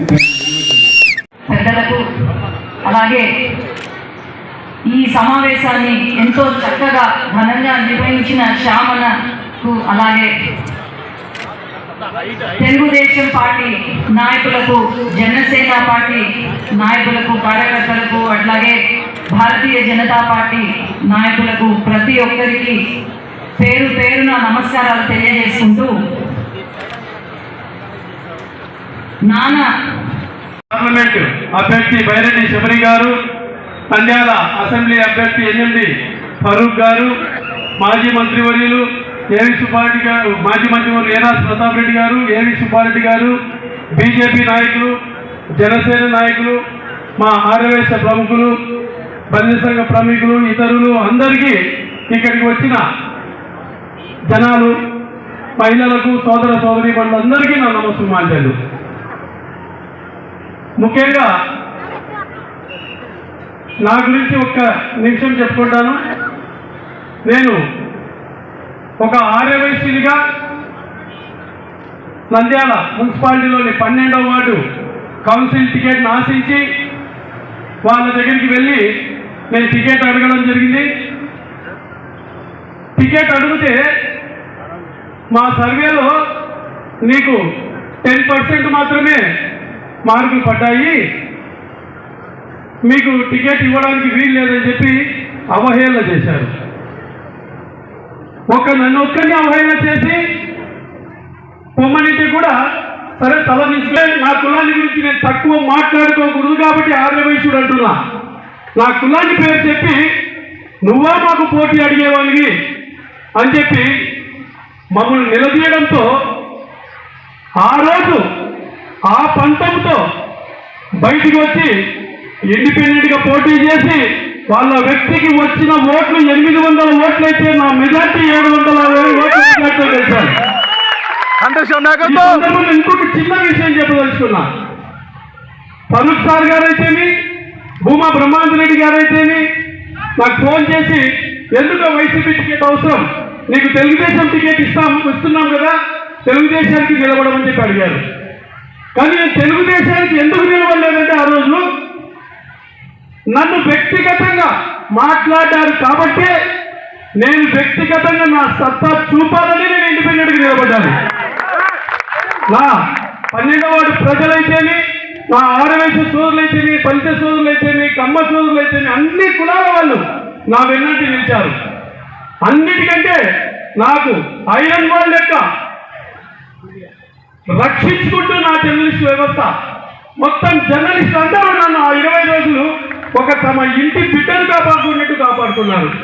ఆ విధంగా పోరాడితే వాళ్ళు మొత్తం కుటుంబ సభ్యులు మొత్తం ఇక్కడే తిష్ట వేసి పోలీసుల ద్వారా ఇతరుల ద్వారా ఎంత అరాచకం చేసినారంటే అంత అరాచకం చేసినారు నా మీద. ఆఖరుకు మన రాయలసీమలో ఒకటి గుర్తుపెట్టుకోండి, మన రాయలసీమలో పెద్ద పెద్ద ఫ్యాక్షన్ చేసిన వాళ్ళు నాయకులు కూడా ఎదురింటి ఆడపడుచులు వచ్చినప్పుడు గౌరవం ఇచ్చే సంస్కృతి ఉందా లేదా మనకు చెప్పండి. అటువంటిది నా ఇంటి నా భార్యను కూడా అవమానం చేశారు ఇక్కడ. అంటే అంత ఎగటాలు అయిపోయింది. ఆ జిద్దుతోనే ఎప్పుడైతే వాళ్ళు నా మీద ఆ ద్వేషం పెంచుకున్నారో నా ప్రజలు మొత్తం నా వెనుక నిలబడి ఒకటికి కాదు మేము 4 సార్లు తిరిగితే ఒకటే చెప్పేవాళ్ళు, నువ్వు తిరగద్దు, నీ గెలుపు ఖాయం, మేమందరం వచ్చి ఓటు వేస్తున్నాం. 72% ఓటింగ్ శాతం జరిగింది నా వార్డులో. అందువల్ల నేను అంత ఈజీగా గెలిచగలిచినాను. ఈ సందర్భంగా నా పాటు ప్రజలందరికీ కూడా నేను శిరస్సు వంచి పాదాభివందనం చేస్తున్నాను. ఎందుకంటే నా గౌరవం నిలబెట్టిన వాళ్ళు మీరు. ఈరోజు ఈ ఆత్మీయ సమావేశాన్ని ఏర్పాటు చేస్తే ఒక ఇంటిలో 25 మందిని సెల్ ఫోన్లు పెట్టి కూర్చోబెట్టి ఈ రోజుకి ఆ 25 మంది ఫోన్లు చేస్తున్న వీడియోస్ కూడా నా దగ్గర ఉన్నాయి. ప్రతి ఒక్కరికి ఫోన్ చేసుకుంటూ మీటింగ్ పోవద్దండి అని చెప్పి ఆపుకుంటూ వచ్చారు. ఒక వ్యక్తి చెప్పాడు మీటింగ్ పోవద్దని చెప్పడానికి మీరెవరు అని చెప్పి. అంటే ఎంత అడ్డగించుకోవడం చూడండి. తులసిరెడ్డి అని చెప్పినాడు, ఎప్పటికీ సంతకు వచ్చిన వ్యక్తికి సంత చేసుకుంటేనే కానీ సంత మీద ప్రేమ ఉండదు. వాళ్ళు ఇక్కడికి రాజకీయం చేయడం కోసం వచ్చినారు. ఎందుకు ప్రేమ ఉంటుంది చెప్పండి? ఏం వాళ్ళ నేటివ్ ప్లేసా? ఇక్కడ నేటివ్ ప్లేస్ కాదు, ఏం కాదు. ఎక్కడో బ్రిటిష్ వాళ్ళు ఈస్ట్ ఇండియా చట్టంతో కలకత్తాలో ముందు అడుగుపెట్టి దేశాన్ని శాసించే స్థాయిలో ఉన్నట్టు ఈ ఈస్ట్ ఇండియా చట్టం నంద్యాల ఎంటర్ అయ్యి మన నంద్యాల ప్రజలందరి నెత్తిన మీద తాండవం ఆడుతున్నారు. ఎందుకు తాండవం ఆడుతున్నారు? మేము డబ్బుతో ఏదైనా కొనగలమంటారు. మొన్న మున్సిపల్ ఎలక్షన్లో తెలుగుదేశం నాయకులు ఒక్కొక్కరి ఇండ్ల దగ్గరికి పోయి ప్రాధాయపడి బ్రతిమలాడి డబ్బులు ఇచ్చి వాళ్ళని విత్డ్రా చేయించుకున్నారు. కానీ కౌన్సిల్ మీటింగ్లో ఏం చెప్తున్నారు? సంతలో పశువులను కొన్నట్టు కొన్నామంటున్నాడు. ఒక్క వర్డ్ గుర్తుపెట్టుకోండి, వాడు అంటే మనకు డబ్బులు ఇచ్చినారంటే వాళ్ళ దృష్టిలో మనం పశువులం, మనల్ని పశువులను కొన్నట్టు కొన్నామని చెప్పి మనల్ని తెగతాలు చేస్తున్నారు. దీనికోసమేనా వీళ్ళు రాజకీయం చేయడానికి వచ్చింది? ఇకపోతే మన అభ్యర్థుల గురించి మాట్లాడుకుందాం. బైరెడ్డి శబరి గారు ఎంత ఉన్నతమైన కుటుంబం నుంచి వచ్చినారో మీకు అందరికీ తెలుసు. బైరెడ్డి రాజశేఖర రెడ్డి గారు అయితేనే, వాళ్ళ నాన్నగారు అయితేనే, వాళ్ళ గ్రాండ్ ఫాదర్ కూడా బ్రిటిష్ టైంలో డిస్ట్రిక్ట్ బోర్డు మెంబర్గా పనిచేసినారని చెప్పి మా ఇంటికి వచ్చినప్పుడు చెప్పారు. అంటే అంత రాజకీయ దృక్పథం ఉన్న కుటుంబం నుంచి వచ్చారు. ప్లస్ స్వతహాగా ఆమె డాక్టర్. ఈరోజు ఏ వ్యాపారస్తుడు ఎవరు కూడా సంపాదించలేదు, డాక్టర్లు సంపాదిస్తున్నా కానీ ఆ వృత్తిని పక్కకు పెట్టి రాజకీయంగా ఎంటర్ అయ్యి మన ప్రజలను సేవ చేయాలనే ఉద్దేశంతో తన తల్లిదండ్రుల నుంచి వచ్చిన ఆస్తులు చాలు, నేను సంపాదించేది ఏమీ అవసరం లేదు అని చెప్పి ఈరోజు మన ప్రజాసేవ కోసం ప్రజాక్షేత్రంలోకి వచ్చింది. మనం ఆడబిడ్డలు జీవితామా ఉందా చెప్పండి? జీవితామా ఉందా? అఖండ మెజారిటీలో జీవితం. కాబట్టి అప్పుడే మన గౌరవం. ఎందుకంటే ఒక ఆడబిడ్డ డాక్టర్, వృత్తిరీత్యా డాక్టర్, మన సేవ చేయడానికి వచ్చినప్పుడు మనం ఆమెను గెలిపించుకొని తీరాలి. గెలిపించుకోవడం కాదు, అత్యధిక మెజార్టీతో గెలిపించినప్పుడే ఆమెకు మనం గౌరవం ఇచ్చినట్టు. ఈరోజు మన అసెంబ్లీ అభ్యర్థి ఎన్ఎండి ఫరూక్ గారి నుంచి తీసుకున్నాం. మేము నంద్యాలకు చాలా చేశామని చెప్పి వాట్సాప్లో పంపిస్తున్నారు. ఏం చేశారండి? నంద్యాల పట్టణానికి చుట్టూ 10 కిలోమీటర్ల రేడియేషన్లో తీసుకుంటే కూడా వాళ్ళ స్వతహాగా 1 సెంటు స్థలం ఎక్కడ దానం చేయలేదు. 1 సెంటు స్థలం కూడా దానం చేయలేదు. పైపెచ్చు హైవే వస్తుందని ముందే ప్రసిగట్టి ఆ ఏరియాలో 100 ఎకరాలు కొని రైతులకు మభ్యపెట్టి రైతుల దగ్గర పొలాలు తీసుకొని ముందే వాళ్ళు రిజిస్టర్లు చేయించుకొని ఇయ్యని వ్యక్తుల మీద ఒత్తిడి చేసి కేవలం ఈ రోజు 7 నుంచి 8 కోట్ల రూపాయల విలువ ఎకరా చేసే విలువను 1,00,000 రూపాయలకు కొట్టేసిన వాళ్ళు అక్కడ ఉన్నారు. నంద్యాలకు ఒక్క బొమ్మల సత్రం లైన్ తప్పితే మనకి ఇక్కడ ఇటుపక్క నందమూరి నగర్ వైపు అయితేమి, ఎన్జిఓస్ కాలనీ వైపు అయితేమి, ఇటుపక్క ఆత్మకూరు బస్ స్టాండ్ వైపు అయితేమి అన్ని పక్కల బంద్ ఉండేది, అంటే బ్లాక్ ఉండేది. అటువంటి ఏరియాలు ఇక్కడ శ్రీనివాస్ నగర్ సెంటర్లో ఎన్ఎండి ఫరూక్ గారిదే రైస్ మిల్ ఉండేది. అక్కడ ఆయన తన స్వతహాగా రైస్ మిల్లును మొత్తం మున్సిపాలిటీకి రాసిచ్చి శ్రీనివాస్ సెంటర్ రోడ్డును ఓపెన్ చేసినాడు. ఈ రోజు మీరు ఆలోచించండి, అక్కడ ఒక్క సెంటు 4-5 కోట్ల రూపాయలు విలువ చేసే చోట దాదాపు 2 ఎకరాల స్థలాన్ని ఉచితంగా ఇచ్చిన గొప్ప మనసున్న వ్యక్తి ఇక్కడ ఉన్నాడు. ఎవరు ఇస్తారండి? కనీసం ఈరోజు మనం కూడా ఏదైనా మున్సిపాలిటీలో పోతుందంటే కాంపెన్సేషన్ కోసం ప్రయత్నం చేస్తున్నాం, టీడీఆర్ కోసం ప్రయత్నం చేస్తున్నాం. కానీ తను మాత్రం ఈరోజు ఆ శ్రీనివాస్ సెంటర్ కింద ఓపెన్ కాకుంటే నంద్యాల పరిస్థితి ఊహించండి. ప్రతి వాహనం ఆత్మకూరు వైపు పోవాలంటే గాంధీ చౌక్ లో నుంచి పోవాలా?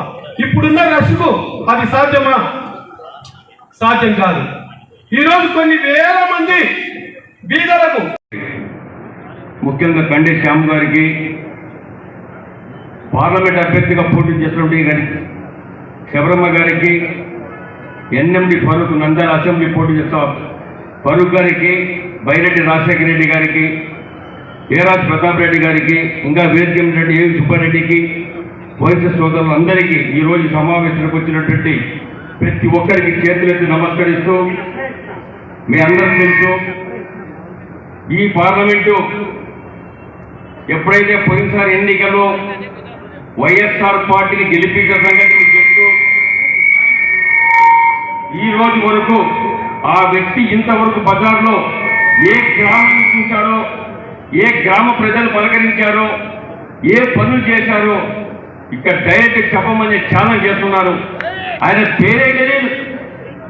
ఒక వ్యాపారం పెట్టుకున్నారు, ఆ వ్యాపారం డెవలప్ చేసుకోనికి మాత్రం ఎంపీగా చేశారు తప్ప, ఒక హాస్పిటల్ డెవలప్ చేసుకోనికి తప్ప ప్రజలకు దూరంగా ఉండి అడ్డంగా నంద్యాల పార్లమెంటును నాశనం చేసేటి ఈ పార్లమెంట్ అభ్యర్థిని గెలిపించున్నారు.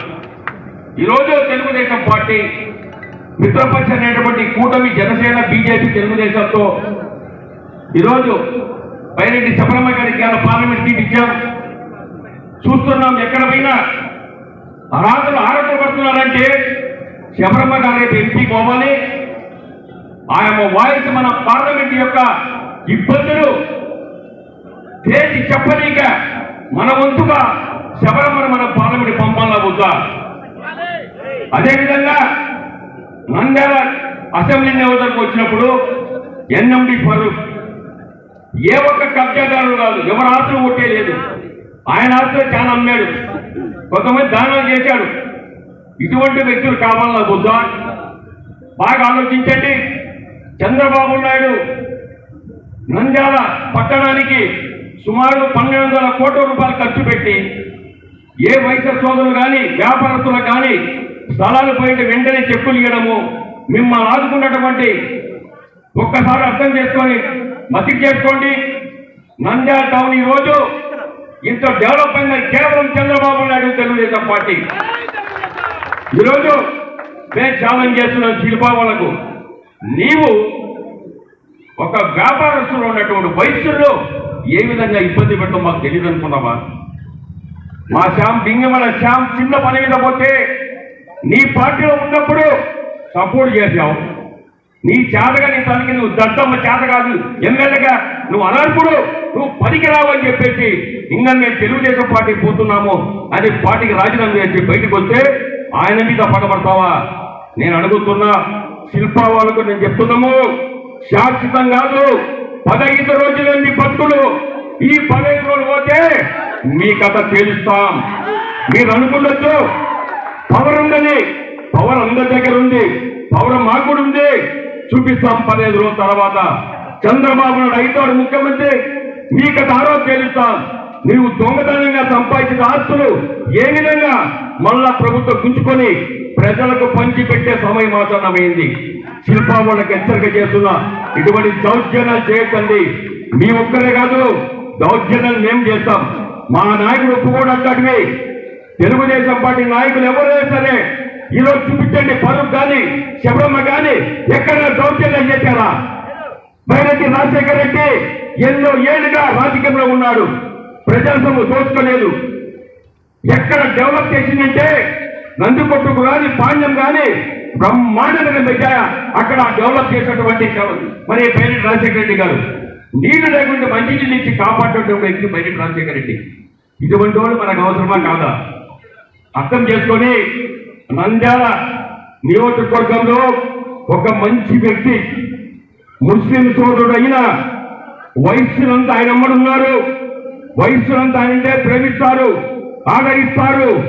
ముఖ్యంగా ముస్లిం సోదరులు విజ్ఞప్తి చేస్తున్నా, మీ నాయకుడు ఎన్ఎండి ఫరూక్ను ఎమ్మెల్యే గెలిపించండి. 100% మంత్రి అవుతున్నాడు. ఇది ఛాలెంజ్ చేస్తున్నా. ఎందుకంటే కొంతమంది వైకపౌరులు పబ్లిసిటీ చేస్తున్నారు. తెలుగుదేశం పార్టీ బీజేపీతో సంబంధం అని 3 సార్లు 4 సార్లు మేము బీజేపీతో సంబంధం ఉన్నది. ఎన్ని డెవలప్ చేశాం మేము ఇలా. దీంతో ఈ జగన్మోహన్ రెడ్డి దుర్మార్గుడు కుతంత్రుడు ఒక్కటైనా చేశాడు ఆ ముస్లిం సోదరులకు అడుగుతున్నా. మీ ఓటు పొందాడు, మీ ఓటు దొండుకున్నాడు తప్ప ఏ ఒక్క ముస్లిం సోదరునికి న్యాయం చేయలేదు. ఇటువంటి దుర్మార్గ ముఖ్యమంత్రి, చేతగని దత్తమ్మ సైకో ముఖ్యమంత్రిని ఈ ఆంధ్ర రాష్ట్రాన్ని తరిమి కొట్టి మనందరం ఏకకంఠంగా చెయ్యకపోతే మన రాష్ట్ర అంధకాలం అయిపోతుంది. ఇప్పుడే అప్పుడు ఆంధ్రప్రదేశ్ అయిపోయింది.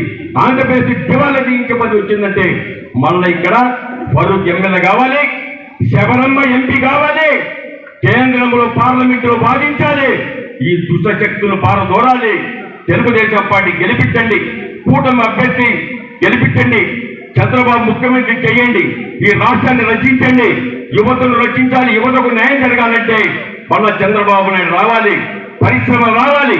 ఉద్యోగాలు రావాలంటే మళ్ళా చంద్రబాబు నాయుడు గద్దె ఎక్కించి ముఖ్యమంత్రి చేసే బాధ్యత మన అందరం తీసుకొని, ఎందుకంటే ఇప్పటికే టైం ఎక్కువైపోయింది కాబట్టి చాలా మంది ఉన్న మాట్లాడేవాళ్ళు, చంద్రబాబు నాయుడు ముఖ్యమంత్రి కావాలి. Psycho psycho psycho. నమస్కారం గారు. ఈ ఆంధ్రప్రదేశ్ ఎట్లా ఏర్పడిందంటే, ఒకప్పుడు మద్రాసు రాష్ట్రంలో మన ఆంధ్రప్రదేశ్ కలిసి ఉన్నది. ఆంధ్రప్రదేశ్ను ప్రత్యేక రాష్ట్రంగా విభజించిన కొరకు పొట్టి శ్రీరాములు అనే ఒక ఆర్య వైశ్యుడు అమర నిరాహార దీక్ష చేసి ఈ ఆంధ్రప్రదేశ్ రాష్ట్రాన్ని సాధించిన ఘనత ఒక ఆర్య వైశ్యులకే కలదు. అలాగే నంద్యాల విషయానికి వస్తే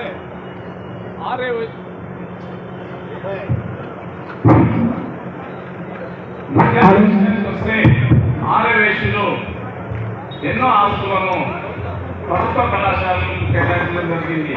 ఈ టూర్ చేసే వ్యక్తి పాలిటెక్నిక్ కాలేజీకి చాలా భూమి దానంగా ఇచ్చారు. సుబ్బరాయుడు శెట్టి, కసెట్టి కృష్ణమూర్తి శెట్టి గవర్నమెంట్ కాలేజీకి ఇచ్చారు. అలాగే ఎల్లిశెట్టి శ్రీరాములు శెట్టి గారు టీడీపీ కళ్యాణ దానానికి ఇచ్చారు. అలాగే కొంతమంది బ్రాహ్మణులు కూడా ఇచ్చారు. కామరాజు నరసింహరావు మున్సిపల్ హై స్కూల్కు గ్రౌండ్స్ అంతా ఇచ్చారు. దేశాయి రామారావు గారు సంతగేట్లో ఉన్నటువంటి ప్రాంతాన్ని కూడా మున్సిపాలిటీకి రాసిచ్చారు. ఒక దుష్ట పరిపాలన తొలగాలంటే దానికి మిగతా ప్రజలందరూ ఏకమై దాన్ని తొలగించడానికి ప్రయత్నం చేయాలి. కాబట్టి తెలుగుదేశం, భారతీయ జనతా పార్టీ, జనసేన పొత్తుగా ఉండి ఆ దుష్ట పరిపాలనను తొలగించడానికి తీవ్ర కృషి చేస్తున్నాం.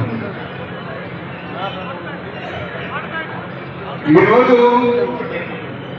వేదిక పైన ఉన్నటువంటి పార్లమెంటు అభ్యర్థి శ్రీ శబరమ్మ గారు నిజమైన నాయకురాలు అని ప్రతి ఒక్కరిని ఎంతో ఆప్యాయతగా కలగొలుపుగా మాట్లాడి అందరి భావాలకు గౌరవం ఇచ్చే వ్యక్తి.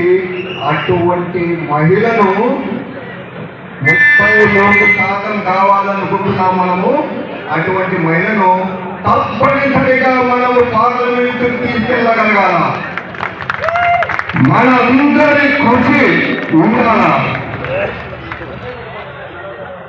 అలాగే వేదికలను అందించిన శ్రీ ఎన్ఎండి ఫరూక్ అన్న గారు ఒక మైనారిటీ సభ్యులు. తప్పనిసరిగా అసెంబ్లీలో వారు ఎంటర్ అయినారంటే తప్పనిసరిగా వారికి మంత్రి పదవి వస్తుంది. నంద్యాల అభివృద్ధి చెందుతుంది. కాబట్టి వారికి కూడా మనము అత్యధిక మెజార్టీ కల్పించగలిగాం.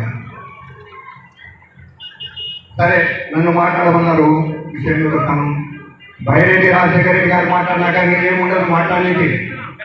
వారు మాట్లాడినారంటే మంచి ఎండ పొందున ఒక జల్లు పడినట్టే ఉండాలి. కాబట్టి వారికన్నా ముందు నాకు ఇచ్చారు కాబట్టి నేనేదో మాట్లాడే 2 మాటలు కూడా మీరు వినడానికి అవకాశం ఉంటుంది. వేదికలను ఇచ్చిన మిగతా పెద్దలందరికీ నమస్కారాలు. వేదిక ముందు ఉండి తెలుగుదేశాన్ని సైకిల్ గుర్తుకు అత్యధిక మెజార్టీతో గెలిపించగలిగేదానికి సిద్ధులైన మీ అందరికీ నమస్కారాలు.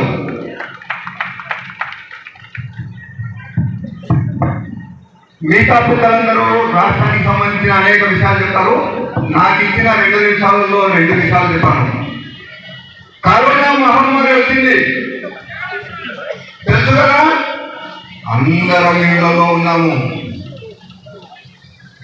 మన ప్రధాని నరేంద్ర మోడీ గారు అయ్యా అందరూ పలానా టైంలో చప్పట్టు కొట్టమన్నారు.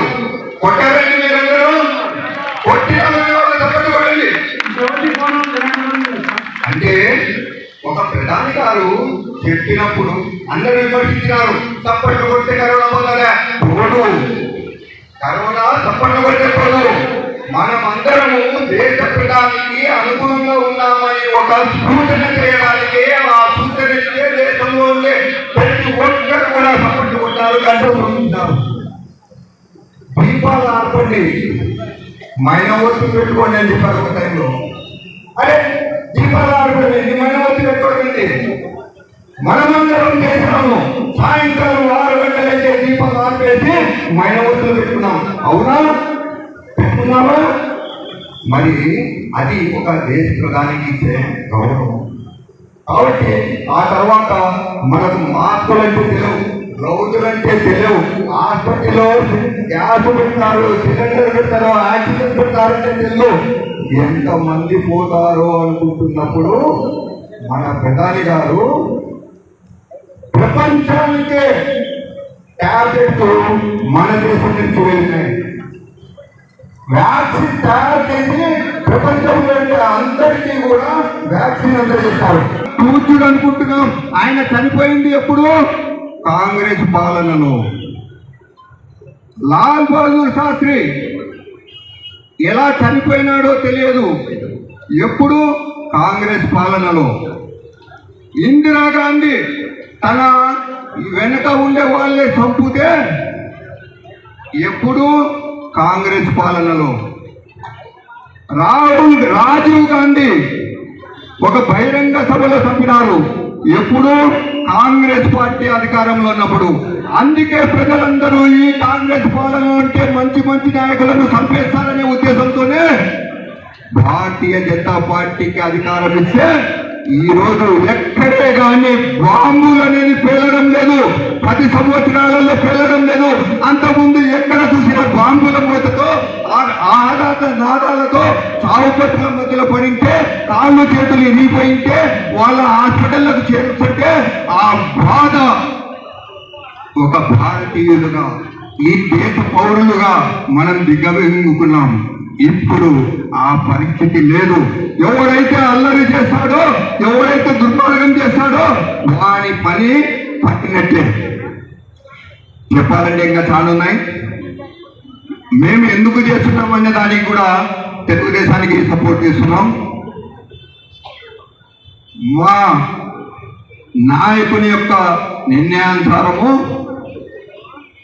పొత్తులో భాగంగా ఇక్కడ తెలుగుదేశం అభ్యర్థి, పార్లమెంట్ అభ్యర్థి అయినటువంటి శబరమ్మ గారికి, అసెంబ్లీ అభ్యర్థి అయినటువంటి శ్రీ ఎన్ఎండి ఫరూక్ గారికి తప్పనిసరిగా ఓట్లు వేయించి అత్యధిక మెజార్టీగా, దేశంలోనే ఏ పార్లమెంటు సీటు కూడా మా పార్లమెంటు సీటుకు వచ్చినన్ని మెజార్టీ రాలేదని, రాష్ట్రంలోనే ఏ అసెంబ్లీ సీటు కూడా మా అసెంబ్లీ సీటుకు వచ్చినంత మెజార్టీ రాలేదని నిరూపిస్తారని మీ అందరినీ పనిచేయమని నేను కోరుకుంటున్నాను.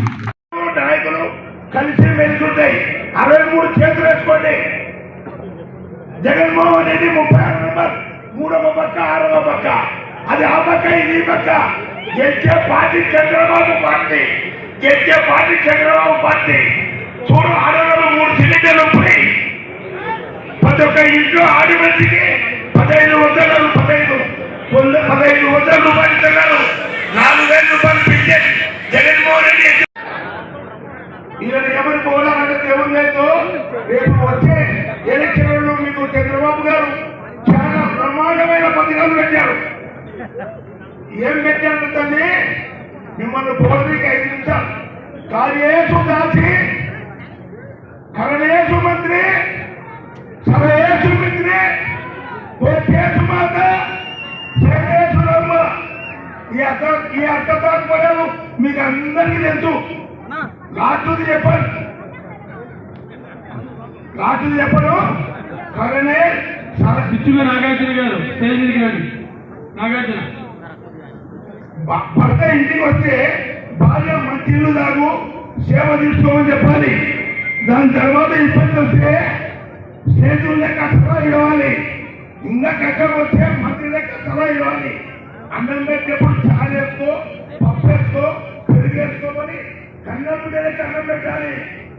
లాస్ట్ సేవ చేసుకోమని చెప్పాలి. కొత్తలాగా చీర పెట్టుకొని మళ్ళీ పూలు పెట్టుకొని చక్కగా కొనుక్కుంటే పోవాలి. పోతే మరి పూలు రాదు. సబ్స్క్రైబ్ చేయండి. రెగ్యులర్ నోటిఫికేషన్స్ కోసం బెల్ బటన్ ని ప్రెస్ చేయండి.